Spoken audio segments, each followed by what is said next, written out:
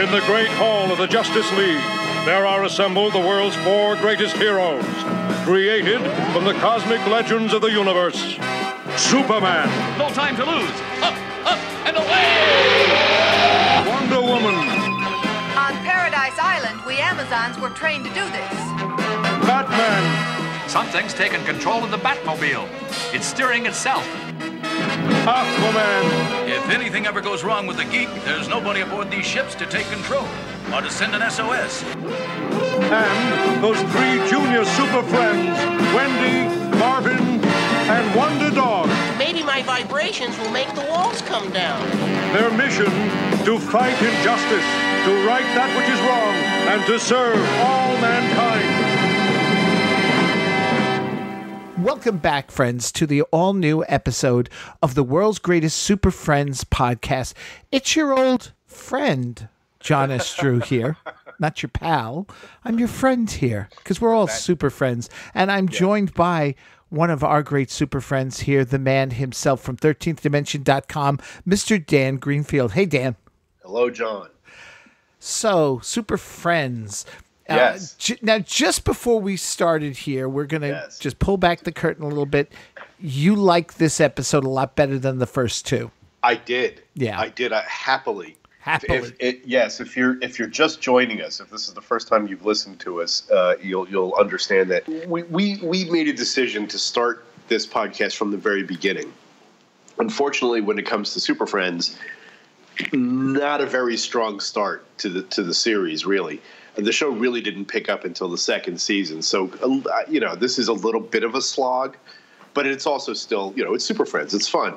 But yeah, of the 3 we've seen so far, I definitely like this the best.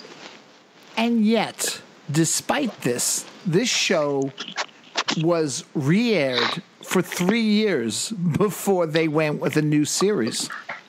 Cheap, man. Cheap programming. Cheap programming, but it does say something about what we as kids were willing to watch these 16 episodes over and over again. And get this, I've been doing the research via newspapers.com. Yeah. There was a hiatus, and I'm going to call it a hiatus, but it really wasn't. Officially, everybody announced this, that the Super Friends were canceled after the 75, 76 season. 76 in the fall, Super Friends was not on the schedule for the first 3 months. But the programming they had was so bad that they brought Super Friends back to boost the ratings and showed the repeats again. What were some of those other shows? Do you have a list of them? I didn't get a list to. Oh, man, we should do that for another episode. That we should talk about that, because I would love to know what it is that failed so spectacularly that it saved Super Friends. And the funny thing is that a bunch of shows were canceled and they brought in all these new ones and they weren't doing well, so they canceled some of those and brought back Super Friends. Yeah, well, they probably figured, like, it couldn't get any worse. Whatever it was, it couldn't get worse. So I figured, let's just take whatever we've gotten involved. But that's a really interesting story. I didn't know that. That's really. I mean, I knew that they recycled the first season a few times before they finally remade the show. What was it, 1977 or whatever it was? Yeah, that's interesting. And the thing is. What you talk about, what we kids would put up with. Well, of course we would put up with it. That's all we had. It was, not to sound like the old man was like, well, in my day, we walked uphill both ways to school or anything like that. But, it was Saturday morning. You just took what they gave you. All you had was you're flipping around channels. You're flipping around, for us, it was channel 2, 4, and 7. I don't even remember whether channels 5, 9, and 11 had cartoons on Saturday mornings. It was like I never even considered that. Those were the shows. Those were the channels that we watched after school. That's where the syndicated cartoons were. That's where we watched Bugs Bunny and not Bugs Bunny that they showed on Saturday mornings on CBS, but Bugs Bunny, totally different packaging that they ran on Channel 5, where it was mostly like the older theatrical shorts from the 40s and 50s. And the ones that they showed on Saturday mornings were the more recent ones that they made, and it was all very different. So you watched a different kind of cartoon after school versus what you watched on Saturday morning. So I'm sure that whatever it is, we watched, and if we weren't watching Super Friends, we were watching Speed Buggy. Yeah. Or Genie, or the Brady Kids, or whatever there was. That's what we were watching because that's what we had. And it was, it didn't matter in a weird way because it was just Saturday morning, man. Getting up in the morning, you'd get up early on a Saturday morning willingly.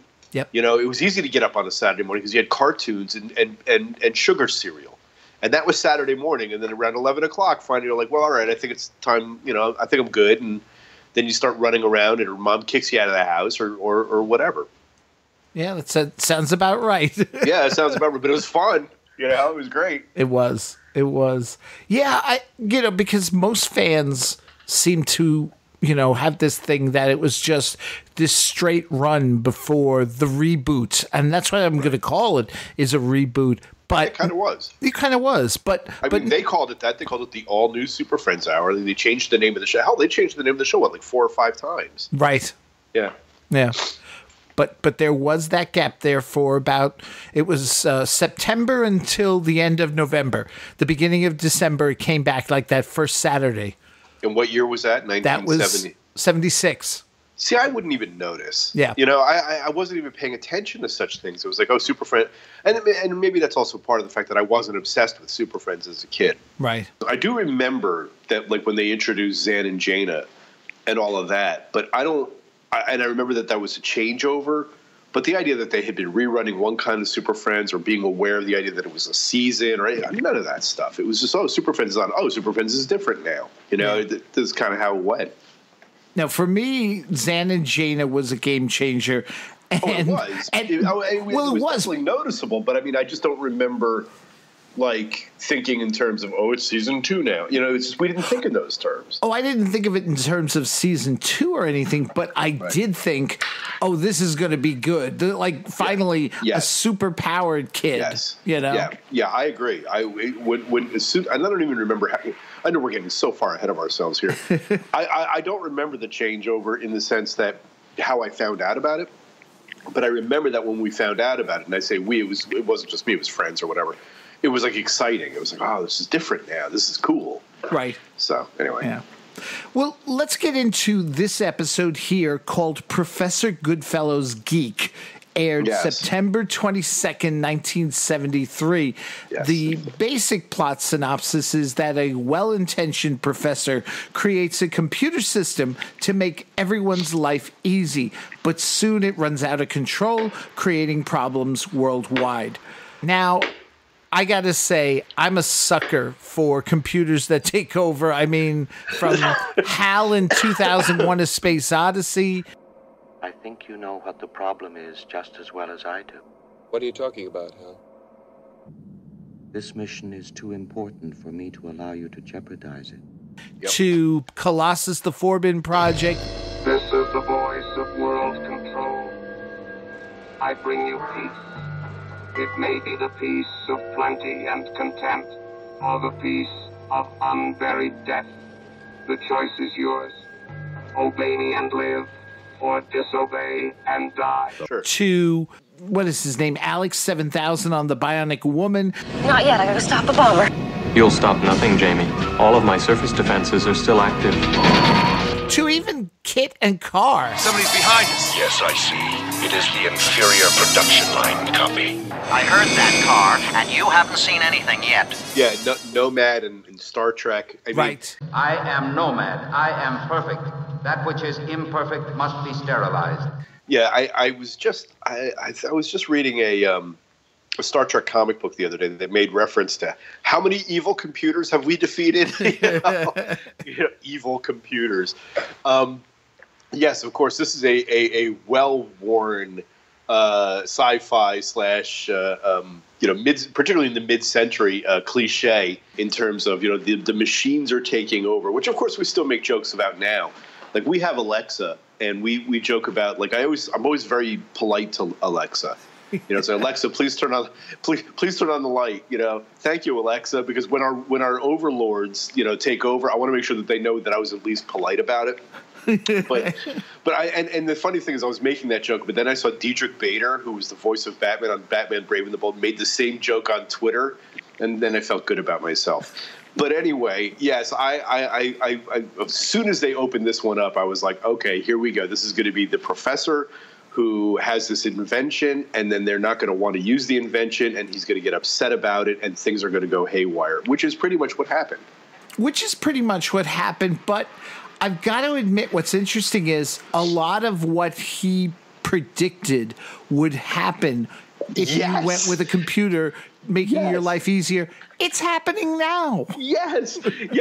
I maybe we should start with the recap, but I will say this as an overview.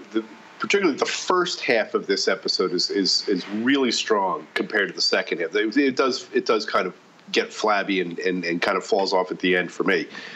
But as I'm watching this, I thought, this episode is prescient. Yeah, it really does predict how things ultimately okay. We should just get started. Yeah. Well, I mean, I've got to say there are things in this that I love. There are other things I'm scratching my head looking at. The whole opening scene with the test pilot stuff going on. Yeah. At an Air Force base, a brave pilot is about to test a new experimental plane. This test flight could be dangerous, Captain. If you'd rather not. Someone's got to do it, Colonel. Wish me luck. What in blazes? Who's in that plane? I don't know.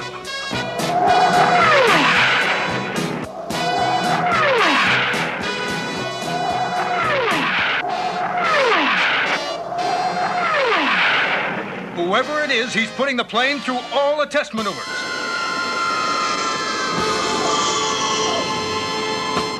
Beautiful! The test was successful. Now let's find out who's inside. There's nobody in here. This plane flew the test all by itself. What? Well, I'd better notify Washington. Now, I don't know why, but every time I watch this, and I know it's not going to happen, I still keep thinking this is going to be the introduction for Green Lantern. Me too. Yeah. Me too. I was thinking the same. Now, as also as kind of a common theme here, I do remember really spending a lot of time watching the Legion of Doom episodes. Mm-hmm. I remember watching Super Friends this first season, but not really nearly as well as the Legion of Doom episodes. So this is all just a blur to me. You know, I remembered, Marvin and Wendy and Wonder Dog and all of that, but it's all just, to me, it all blurs together. I don't have any specific memories of specific episodes. So watching these in a way is fresh. But it's true. I thought to myself, oh, are they about to introduce Hal Jordan into Zoo? Is this where he came from? Is this his first appearance? I said, I don't remember Green Lantern being in the first season. But no, of course, they don't think like that. Or they didn't think like that then. They think like that now, where they would make that an Easter egg, or they would do that as a way of introducing the character, and then episodes later they bring him in or something like that.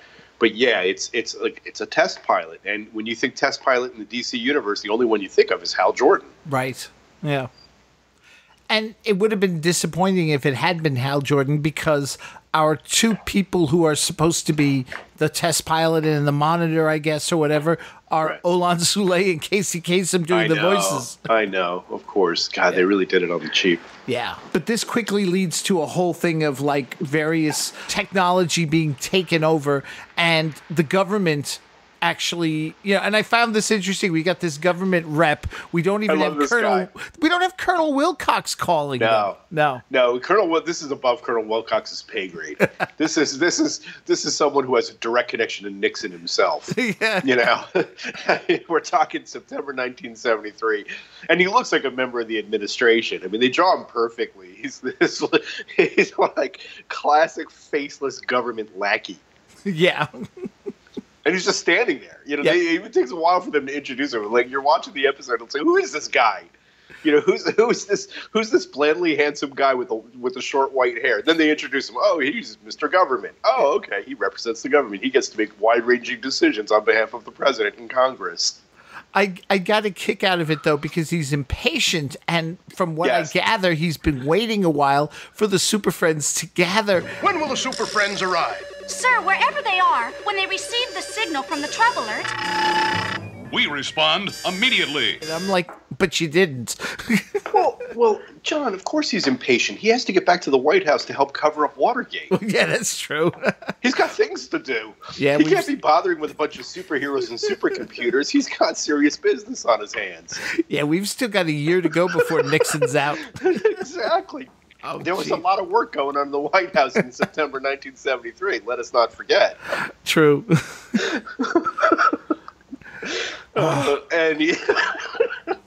Sorry. Let's go. Let's keep going. I could turn this into and say, do you think we really could? Do you think the Super Friends was Nixon's Space Force?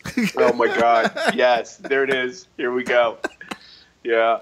Anyway. Okay. Anyway, so Superman says, "Let's spread out and let's search, and we'll cover certain sectors." And we get this bit in the Batmobile as Batman and Robin and our government person here who's riding in the back seat. I love.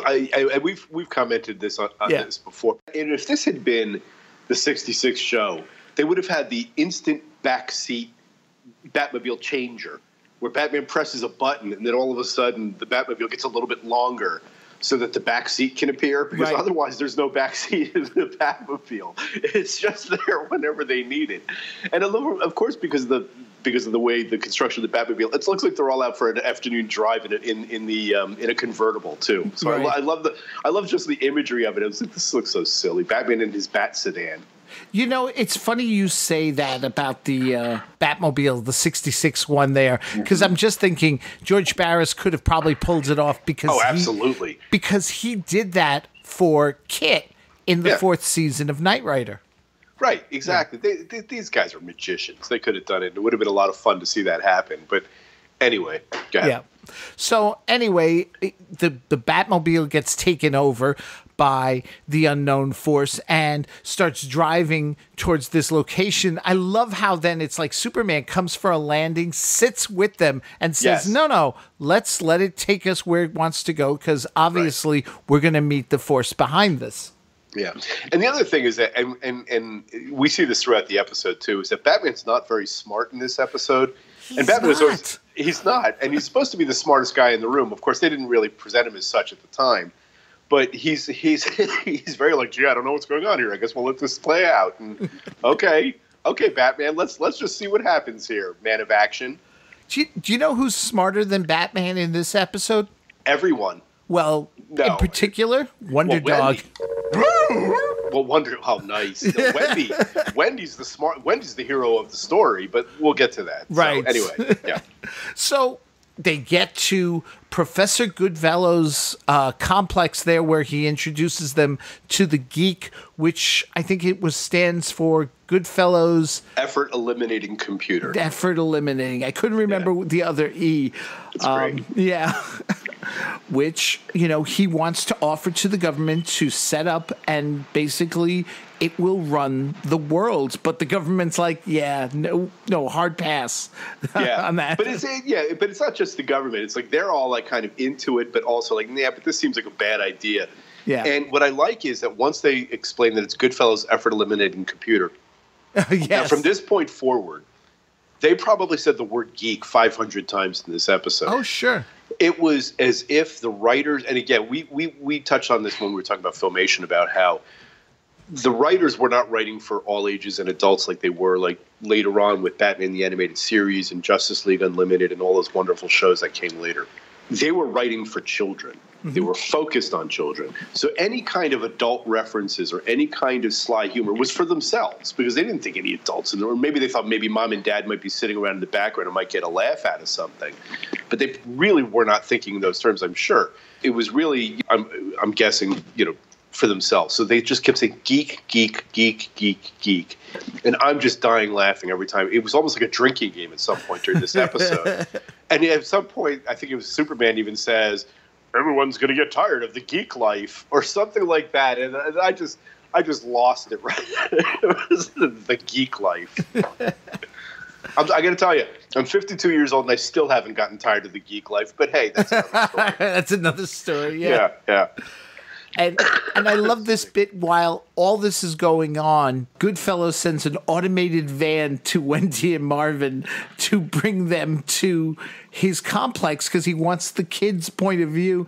And there's this whole back and forth as Wendy and Marvin are questioning the automated voice, or it's Goodfellow's voice actually, through the speakers. And I thought, here you had an opportunity, considering we're supposed to do the educational bent. Not once do either of them say, never get in a van with strangers. They didn't do it, mind you. I love the way they get around it, but they never said the line. I know. I'm sitting there watching, and I'm thinking, okay, if this were a later season of Super Friends, this would have been one of their safety segments, where there would have been safety, and they would have been, don't get into they probably even did one. Don't get into cars with strangers, kids. It could end well.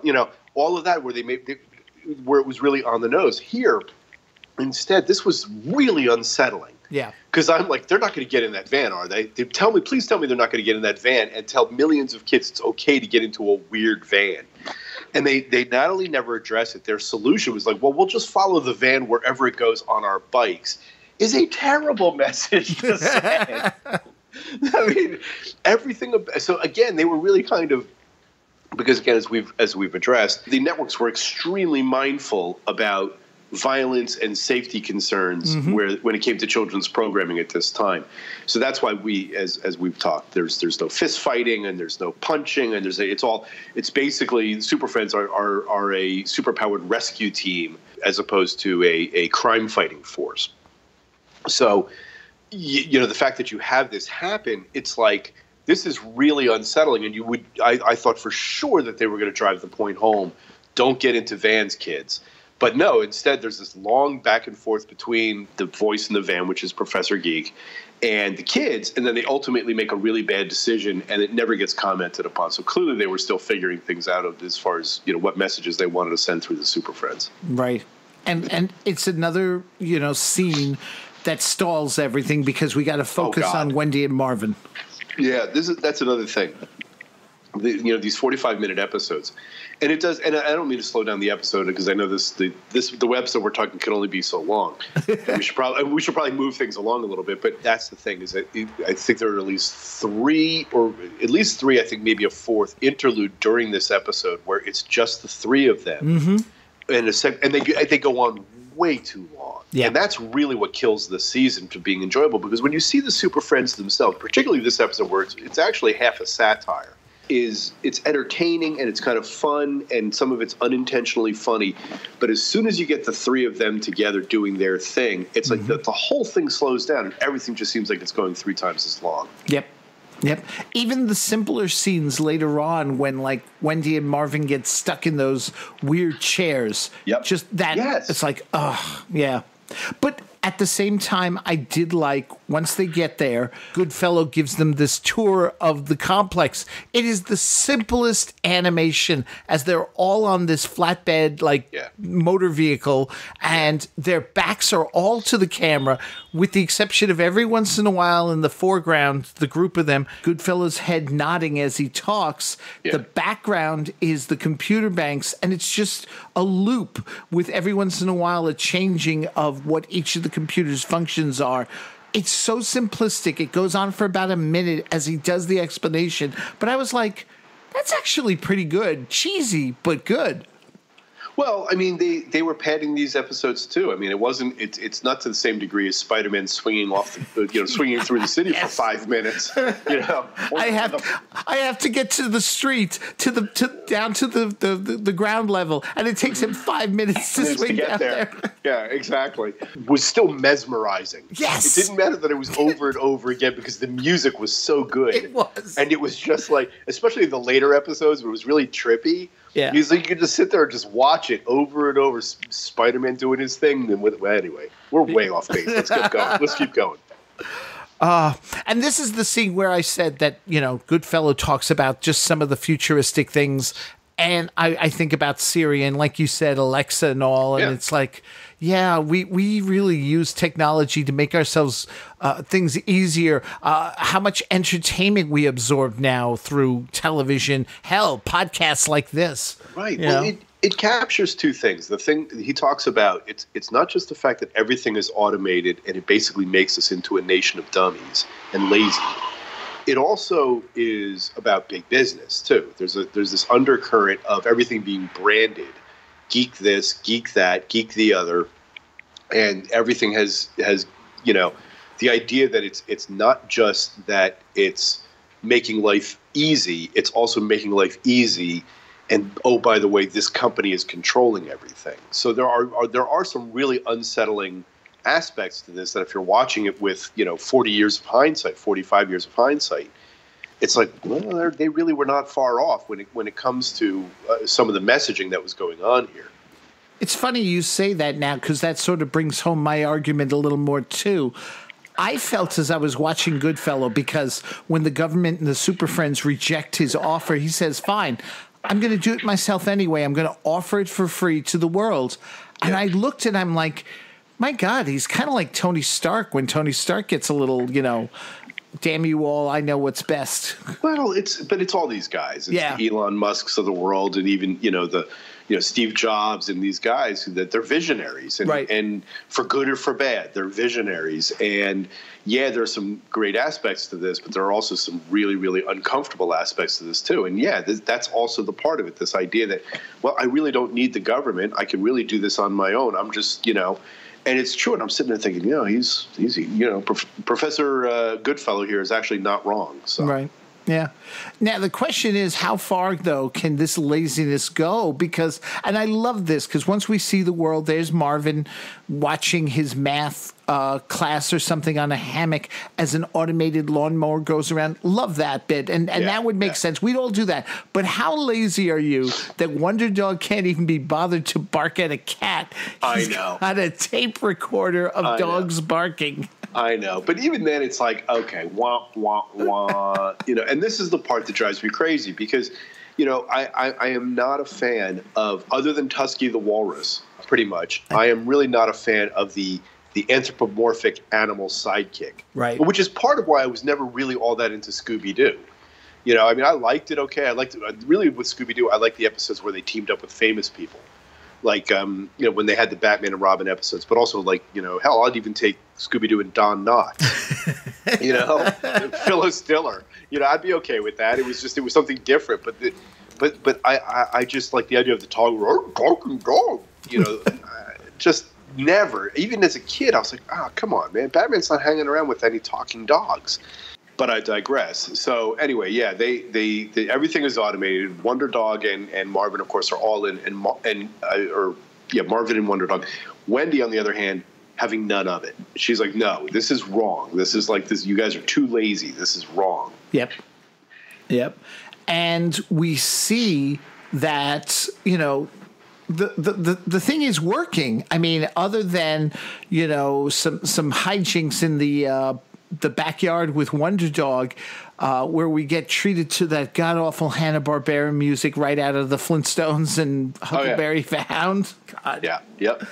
But it is working. I mean, we get this bit with Aquaman, and he sees a near collision, but it corrects itself and is able to move on. And I was a little disappointed. I thought that at some point Aquaman was going to refer to his seahorse by name. Yeah, me too. Yeah. Although I think I think at the end of the says I better continue Ocean Patrol. Yeah. Well, isn't that what you do? Isn't everything to you Ocean Patrol? Yes. Ocean Patrol. All right. Yeah. We get this whole bit where the Superfriends meet later with Goodfellow and agree, hey, this is working out. But Wendy still has her doubts about the whole thing, even as he shows how the computer can repair itself if there's any problems. And also, the complex has this guard system, the geek guards, and showing how it works as it captures Wonder Dog by accident. Yeah. Yeah. It's interesting. Wendy is really the first and only real voice of reason throughout all of this, because the others are all kind of, you've got Wendy or Marvin and Wonder Dog who are all in. Mm-hmm. You've got the Superfriends who are kind of on the fence. You know, they're not immediately rejecting this. They're kind of like, let's think about this. But Wendy's like, no, this is no good. This is bad for all these reasons. And they're like, yeah, Wendy's right. This is bad for all these reasons. So she really kind of carries the day here. Yeah, she does. Yeah. Yeah. And I think this is the part now, because we're about halfway into it, that I think you can say it loses its pace, because it started out really strong. Yeah. Where basically Goodfellow leaves behind a sandwich on a computer console that gets the attention of a mouse, who then really gets poorly drawn mouse. Very poorly drawn. I want to talk about the animation too at the end, but. The mouse gets into the system and just starts playing havoc with all the wires and tubes and what have you. So because of it, it starts creating all these problems that the Super Friends have to go into rescue mode over. Right. Yeah. Right. Well, there are a couple things here. First, I do like, I think just before this scene, when they're looking to see if any of the stuff is breaking down, and they're finding out that none of it's breaking down. So it's starting to win the Super Friends over. But I do like the scene when Superman looks outside and he looks down into this crosswalk, or maybe he's from the roof, where he's looking down into this crosswalk, and he sees a cop who's so bored that he's sitting with a chair in the middle of an intersection reading the newspaper. He's got nothing to do. But here's the thing. One of the things that they don't mention, and they never even address it, they don't even raise it, I don't think, was that, it's all these things about this means that it would make you flabby, and it would make you lack creativity, and you would lack ambition, and you wouldn't have any social, cues, because you'd be getting your schooling off of a TV screen and all of this kind of stuff. But it never talks about the economic impact of any of this. Yes, I was wondering about that too. Even addressed. At no point does anybody even say, all these people would be out of work because everything is being done for them. I mean, it's sort of implied when I think it's again Wendy says, well, gee, I guess athletes would, still have jobs, or athletes and actors would still be needed. So they raise kind of this idea by implication that a lot of jobs would be going away, but I guess they decided that was too complicated or too esoteric a way of thinking for children to pick up on. But to me, that's of course the heart of the whole thing. It's not just about being lazy and being, contented and what have you. It's also about the fact that this is economic catastrophe waiting to happen as a big part of this as well, and it never gets addressed. No. Now, well, there isn't time, because the Super Friends are dealing with all these emergencies. There's a nice bit because Batman, Robin, and Wonder Woman make their way to Goodfellow's complex, and we're out of that robot's field of vision. He won't be able to see us climb the fence. One of us has to get into that building. Galloping Galileo, Batman! Professor Goodfellow has thought of everything. Yes, Robin. He's set up a force field of tremendous strength. Stalemated. Not exactly. The way she's kind of positioned on this tree, and they try to shoot her over the force field, but it's like, okay, this is a little risque for children's television. Yeah. The way she's positioned there. Yeah. On Paradise Island, we Amazons were trained to do this. Once I land past the robot, I can easily outrace him to the building. Ready? Now! Holy skyhooks, he's got her! Well, chalk one up for the robot. I didn't expect that. Well, what's funny is, too, because once again, it begs the question, because in the first episode she's flying, why didn't she just fly over? Thought of that, too. Yeah. Again, as I've said, I've never really been clear on Wonder Woman's power set, particularly in these shows, because I don't know. We know she's super strong. I don't know if we even ever see bullets and bracelets, because there's no gunfire in these episodes. But well, not bullets, but lasers. Yeah, okay. But, I mean, we don't really have a good sense of exactly what she's capable of, other than the fact that she's, Wonder Woman and she can do stuff. Right, yeah. And there is a nice reference that she makes to Paradise Island, at least, so we get that in there. And it's funny, too, because in the meantime, Wendy, Marvin, and Wonder Dog are also making their way there. And this is where I say Wonder Dog proves to be smarter than our heroes, even than Batman. Because first, he's the one who helps Wendy get out of the cab when it crashes into the mud. And he's smart about it. And then he's the one who figures out dig under the complex. Right. And we'll get in that way. Gee, I wish we had thought of that. Yeah, me too. Yeah. Me too. I wish you didn't need an anthropomorphic dog to tell you. the other thing is also that they, while they're dealing with all of this, and this is the part that grabbed me too, and this was actually kind of endemic to a lot of science fiction also. When you mention HAL and Nomad and some of the other stories about, robot overlords and a computerized society being bad for us, it's always about the technology going wrong. The theme here throughout all of this is, what if something goes wrong with the technology? What if the technology is, goes haywire? What if there's a glitch? What if there's a whatever? And of course, that's, which is what they're setting up all the way through. And then, of course, the mouse, something as simple as a mouse, right after Robin, I think, makes a reference to Of Mice and Men. Yes.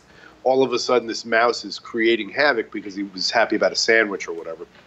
It never really addresses the issue of misusing the technology and you manipulating the technology and using modern technology for nefarious purposes, which is something that is something we as a society deal with all the time. And that is, the issue really with computers and this kind of technology isn't that it's inefficient, it's that it's too efficient.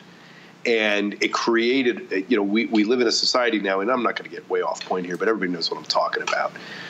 We do have a problem in this society with too efficient, a digital age that has created problems because there are not safeguards, and there's a certain lack of, not just a lack of decorum. There are people out there who are using what's available to everyone to suit their own purposes, and to, governments that play through social media. I mean, there's a whole, and again, I know we're getting way heady, way beyond what Superfriends was about. But part of the issue here is that nobody even raises the specter of, what if somebody used this for evil means, as opposed to just there being a problem with the technology itself? And frankly, that's part of what was the issue with HAL and Nomad. It's like, what if something breaks down? Well, okay, what if something breaks down? But more likely is that it won't break down. And what will that mean for people in our society? What if not everybody has everybody else's best interest at heart in using this technology?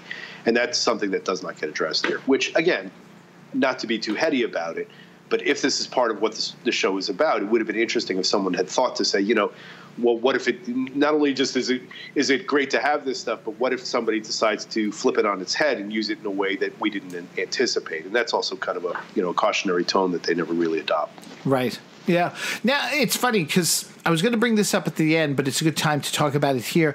I recently found this book called The Ultimate Superfriends Companion by Will Rogers. Never met a superhero he didn't like. It's a collection of the whole series, his thoughts.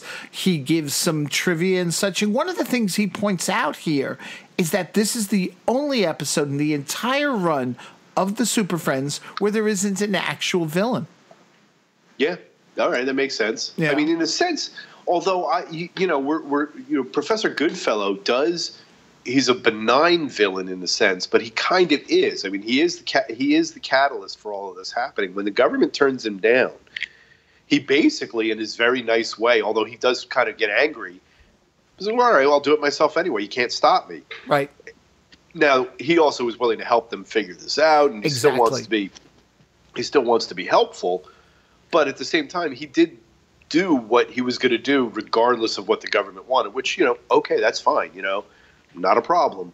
But in this case, it did wreak havoc on society. Right. But it wasn't for, other than, as you say, the naming of things, everything geek. It was nothing personal. He just wanted to help. That's true. Right. Yeah. It wasn't for his own personal gain. There's no indication that he's doing this because he's trying to make a lot of money or he's trying to gain power. Yeah. Right. We didn't get, like we did in the last episode, maybe some assistants in the background who were motivated, like, hey, we'll create the chaos, and in all the chaos we can rob and steal or something. Nothing like that. Right. Well, if this were a Legion of Doom episode, that's how this would have opened up. You would have had Professor Goodfellow meeting with the Superfriends and the government saying, or saying no, and said, well, I'm doing it anyway. And then Lex Luthor shows up and says, we're going to take over. And then they start manipulating it. And that would be actually a little bit more, I hate to use the word realistic, but that's definitely a way that they could have gone. But again, we're just imagining stuff. Mm-hmm.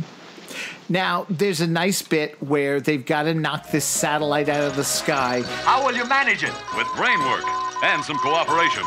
Stay loose. He puts kryptonite in the satellite in case Superman decided to interfere. The geek satellite. Okay, Aquaman, stand by for splashdown. A meteor, just what I need. Here's the windup. Here's the pitch. A home run. And as the satellite plunges into the ocean, Aquaman takes up where Superman left off. All yours, Hammerhead Sharks. Break it open. That does it. Again, this is where Professor Goodfellow is not exactly, this well-meaning, bumbling professor. He definitely knew what he was doing, but again, it's also, and of course, Professor Goodfellow is obviously a man of means by being able to create this to begin with. But again, kryptonite being the Deus ex machina of so many stories back in the Silver and Bronze Ages. Is like, if you needed to find a short way to defuse Superman, just bring in kryptonite because it was that plentiful. Yep. So many pieces from the planet Krypton, when it exploded, ended up on Earth and into the hands of thugs and mad scientists. Yeah.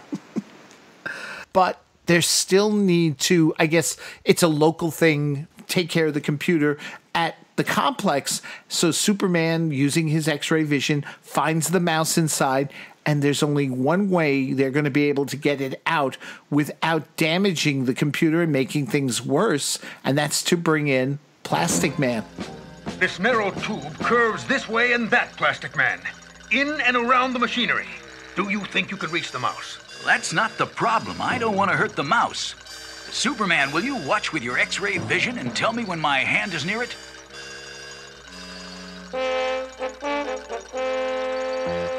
Watch it, PM. There's a hot tube up ahead. Oops, you were right, SM. Easy now.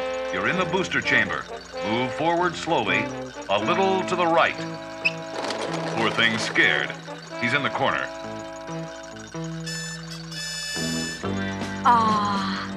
I'm gonna keep him as a pet. A remarkable animal.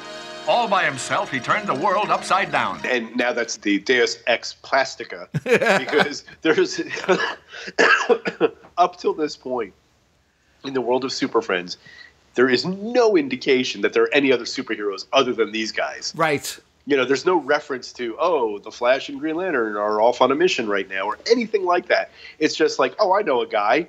And it's Plastic Man. It's like, hey, here's Plastic Man. And he comes in and it's, hey, Plastic Man. Hey, guys. And there you have it. And all of a sudden, Plastic Man at the very end saves the day. Saves the day by stretching in and being guided by Superman so he doesn't hurt the mouse. Yeah. And I'm thinking, so the mouse don't bite you, man. Yeah, right. And this is pretty much an episode of, now it's DC Comics Presents Superman and Plastic Man, teaming up with their abilities to save the day. Right. And this is where it gets weird, though, because once he's done his job, we don't see him again. Yeah, because he's not really supposed to be there. There's no, hey, dude, thanks. No, no. It's like, Plastic Man helped. Plastic Man helped it. All right, guys. What? You guys want to get some drinks? Yeah. And I thought for a moment that we would get the Flash as well, because they were talking then about, well, now we got to reboot the computer, reset the whole thing, and let's do it at lightning speed. And I'm like, that's a job for the Flash. No. So we could have had Hal Jordan, we could have had the Flash, and we got Plastic Man without any kind of context. Right. Yeah, there you go. But they do. Superman and Wonder Woman race through the complex, reset everything. The day is saved, and Goodfellow has learned his lesson. Yes. The geek life. The geek life. Got to be careful about the geek life. But overall, I agree with you. A better than average episode for this first season. Although I was let down by the animation, and I wanted to speak to that as well. Sure. Will Rogers talks about it in the Ultimate Super Friends Companion. The animation, and we've said this, we noticed the difference per episode going back and forth. There were apparently 3 animation studios that did these episodes for the first season. This one was done by Eric Porter's studio, which Rogers considers the poorest of the 3. Sorry, Mr. Porter, but that's just the way the cookie crumbles, I guess. Well, they just didn't bother with details, like you said. The badly and it's so cartoonish. The mouse, even the cat, is very cartoonish. I noticed the cat. I noticed the mouse, but also Wendy and Marvin. A lot of the faces on this episode were really wonky. Yeah, particularly Wendy, for whatever reason. I don't know why, but their faces were really almost cubist, kind of grotesque in certain angles and certain ways that they were animated. And it's interesting to know that they were different studios, because that's really helpful information, because it's true. I was thinking to myself that this is a little bit more rudimentary, the animation in this episode, compared to some of the stuff that we've seen in the first 2 episodes. But, overall, these are not great-looking episodes. I mean, the character designs, particularly of the superheroes, this is Alex Toth. This is really, really good stuff. Right. But in terms of the way it's presented and the animation, it's really, really done on the cheap. But there are still, as we saw with Filmation, flashes of, oh, that was really kind of interesting. Oh, I like the way they did that one, or the way that Superman flew over the scene, or the way that Batman and Robin are swinging through. I'm like, oh, that's kind of, they did that pretty well. But because of the length of these episodes and the low budget, that stuff is still far and few between. But I didn't catch any of that in this episode. Everything seemed to be really kind of rudimentary and wonky. Yeah. He notes, and I went back and looked at, he was right, even something as simple as Aquaman, who is usually given scales on his orange tunic, none. Yeah.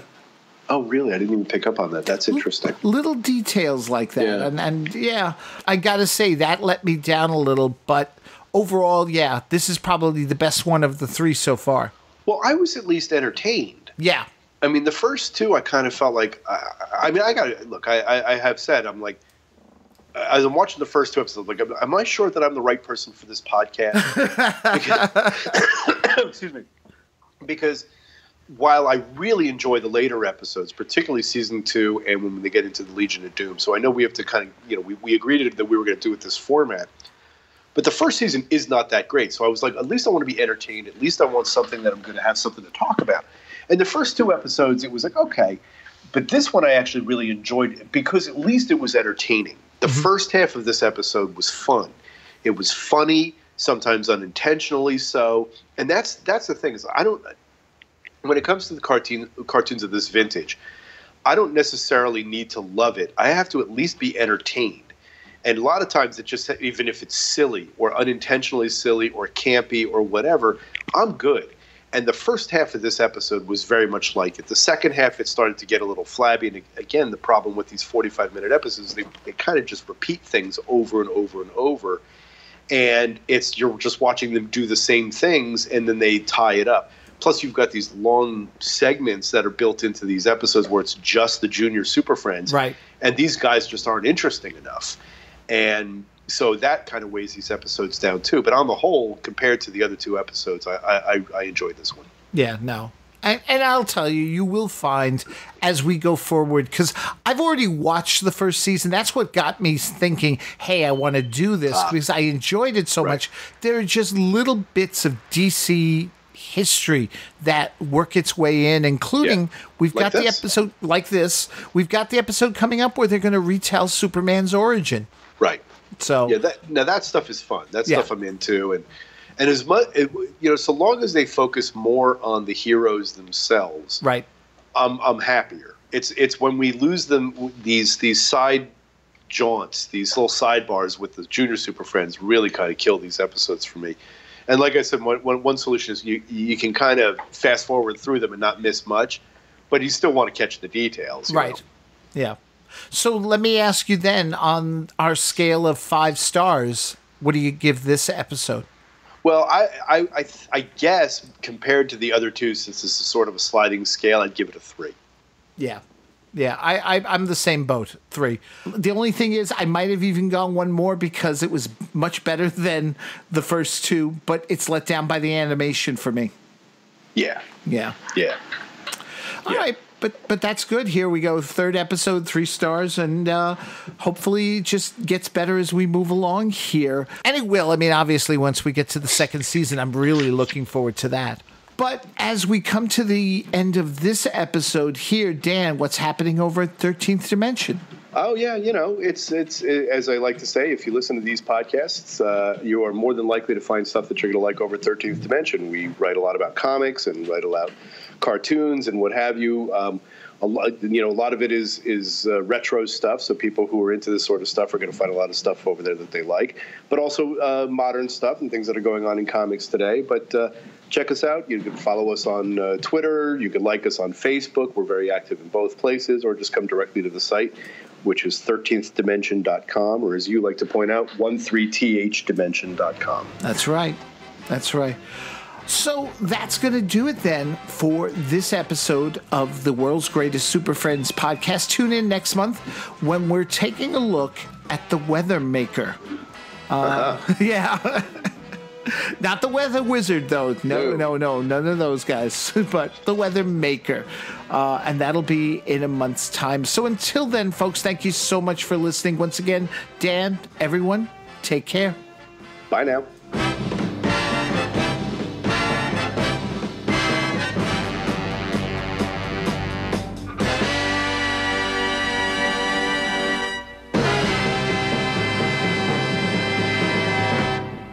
I got to tell you, I'm 52 years old and I still haven't gotten tired of the geek life. But hey, that's another story. That's another story, yeah. Yeah. Geek. What does that stand for? I had to do those things to prove to the government that the geek works. The geek? What is that? By remote control, the geek can perform every job that is done by men and women. Professor, why do you call it the geek? Well, its full name is Goodfellow's Effort Eliminating Computer. GEEC, geek. There it is, gentlemen. The geek. The geek is programmed to handle all business matters. Farming, eh? I guess the geek will run the tractors and let the farmers take a rest. They deserve it. Everybody deserves a rest. That's why I built the geek. Since the beginning of time, men and women have had to work hard every day to survive. But now, with the geek in control, nobody will have to work. Not even housewives. What will people do all day? Oh, why, just sit home in their geek-built houses, eat geek-prepared meals, and spend the whole day watching movies and sporting events on their geek television sets. The geek will do it all. Every child will receive school lessons at home on his geek TV. I think Wendy has just made a very important observation. She has shown us the basic fault of the geek. The government will not involve itself in Project Geek. All right, then. I'll offer free geek service to the public. The geek is just a machine. The geek has no natural instincts. Nothing can go wrong with the geek. Free geek service to anyone who wants it. And since that time, most of the people have subscribed to geek service. Geek subscribers are all at home. Whatever they need at home is delivered by these geek trucks. The geek people do nothing but lie around and take it easy. Speaking of that, I think I'll go over to Marvin's house and see if I can tear him away from his lazy geek world. Say, Wendy, you're not a geek subscriber. Why aren't you in school today? Most of the kids are at home, getting their lessons on Geek TV. It's Geek Automated. The geek is taking care of that. Let's go. And here comes a geek freighter. If anything ever goes wrong with the geek, there's nobody aboard these ships to take control. Geek operated. Please do not touch the oars. The geek keeps the boat out for a full hour, whether you want to or not. Oh, great. For the next 60 minutes, we're prisoners of the geek. Nothing moving but geek trucks. I wonder if that's a geek plane. No question about it. The geek has everything under control. Most of the geek people are getting lazy and sluggish. They just sit there and wait for the geek to feed them and take care of them. The only thing we can hope for is that they'll grow tired of the geek life. Well, Superman, my geek has made the world a happier place to live in. The geek guards come out of the wall riding in radar vehicles. I must activate the geek guards. Come, I'll take you inside the geek computer and show you why a breakdown is impossible. The geek is programmed to replace its parts before they can burn out. Looks like the geek is foolproof. I guess I'd have to write a letter to the geek. The geek is foolproof. Foolproof, huh? Your geek is spouting double talk. Take us to the geek factory. Looks like the geek crossed its wires. Holy freakouts! The geek has gone berserk. The geek exchange is all fouled up. The geek's goofiness has finally caught up with this taxi. Of course he can't. These geek phones aren't working right. Ah, my beautiful geek. It's brought peace and quiet and happiness to the world. We'd better get in there and turn off the geek. I must activate the geek guards. We'll have to turn the geek off ourselves. How? Whoever they are, the geek guards will flush them out. You've got to shut down the geek. There are intruders in the geek room. It transmits the control signal to the geek. The geek isn't working right. Ah, the geek satellite. Turn the geek on for 10 minutes. I must admit that geek life was pretty dull. We learned that a lot of geek families were beginning to get on each other's nerves. I'm going to dismantle the geek into many small units. Professor, you told us you turned off the geek for good. Yes, yes, the geek life. The geek life. Gotta be careful about the geek life. Oh, Wonder Dog. How about Wonder Geek?